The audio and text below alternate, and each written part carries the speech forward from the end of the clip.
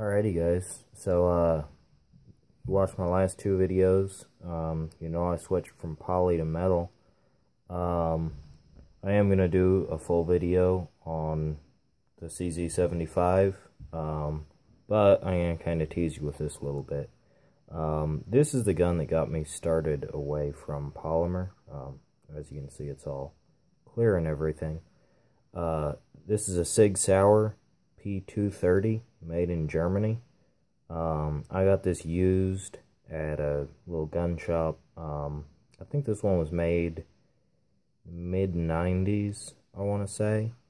And I was working a really good job at the time, making tons of money, and I think I spent like 350 bucks on it, and it was a Sig, and I didn't know anything about it, but I thought it looked cool and sort of wanted a pocket gun. Well, it's not exactly a pocket gun. I mean, you can see that it's got an empty mag here. You can see that it's actually not, not a huge gun, not a tiny gun. 7 rounds in a mag, 1 in the chamber, so you've got 8 rounds there. And it blew my mind, honestly. It feels like a toy now in comparison to my CZ because it's so small and so lightweight, and it's an alloy frame and stuff. But when I first got it, in comparison to the Glock, it was like, oh my god, it feels so good. It's so crisp and clean, and just the way the mag goes in, just, it just feels right. It's got that Euro style heel mag release. But anyhow, some cool stuff about this particular gun that I learned later after I bought it is where a lot of the modern 380 pistols are, they're just designed for, the civilian market. These were actually originally engineered to be a European police pistol. So they went through training to be, or not training, but testing to be a service pistol, not a pocket pistol, not a civilian backup, not something for a curio cabinet or whatever. They were intended to be a service pistol. So, I think that's kind of cool, because that's not something you see in a lot of pistols in this caliber, this size, this weight, and so on. So I like that. It was unreliable when I first got it. You can see it's well worn. I think it was carried a lot and shot very little, because after a few hundred rounds, that cleared right up. It'll run pretty much anything right now. I keep this Hornady Critical Defense in it as that was the first thing that fed reliably, and it actually was the Hornady Critical Defense.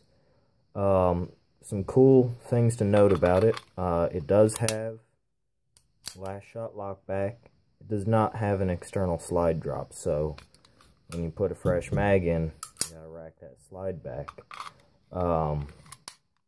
That was intentional. They didn't want people to confuse the decocker with a slide drop, and they also didn't want the extra bulk on the side of the gun. Of course, it's a Sig, so it's got a decocker, which is very nice. Euro mag release, again, that was intentional. They felt like a thumb release would just, first off, there's not a whole lot of space for it on the side of this gun. And that it would lead to inadvertent mag drops, and because it was designed for the European police, the Euro mag catch was not a problem at all. It is single double action, so you've got a really long hard trigger pull, or a pretty decent little crisp trigger pull. Not really crisp, but single action service trigger pull. Takedown is super simple.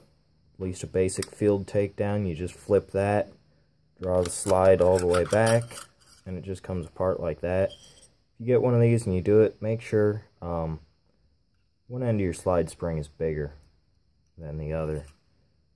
So you make sure to put that near the muzzle, and then reassembly.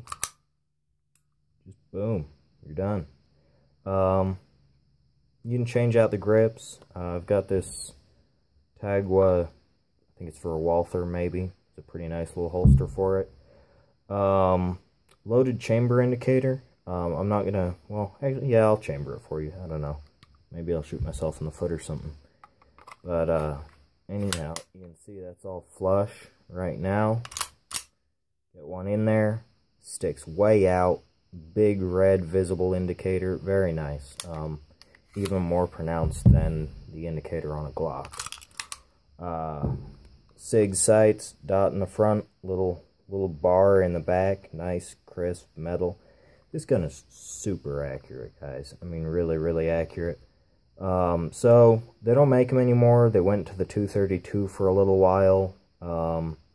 They made these in stainless. I think that there was a version with a blued steel frame, which I think would be really cool. This one's the black anodized. Nice little carry gun. Very, very easy to carry.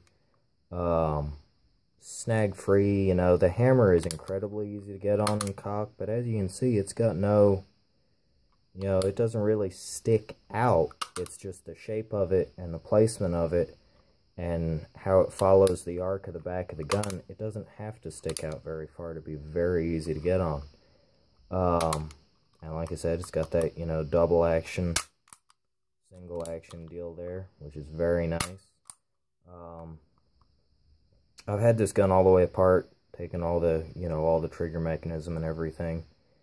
You know, again, let me know, guys, if you have one of these, you've never taken it apart that far, and you feel like you want to, let me know, and I'll do it for you. Haven't taken the slide apart. There's a roll pin right here that you have to push out. You can remove your extractor, though, and get it all clean and stuff. Super sweet gun, guys. Anyhow, this got me on the road to metal on metal guns. So there you go. If you see one of these in a gun shop, you're looking for a little 380, you want something a little bit different, something sleek, something sexy, something with a nice name on it, good feel, super accurate, pick it up. You know, if it's not reliable at first, run some ammo through it. It'll straighten out. At least mine did. But anyhow, guys, Good Guys Gear here. Comments, tell me what you have to say. And probably next, you'll get a full review on my CZ75. But you might not, who knows. I might decide to do something else. There will be a review on the CZ75. You can tell I'm excited about it because I think that it's worth teasing you about. Which it may or may not be. But hey, whatever. Anyhow, thanks guys. Good Guys Gear. Appreciate it.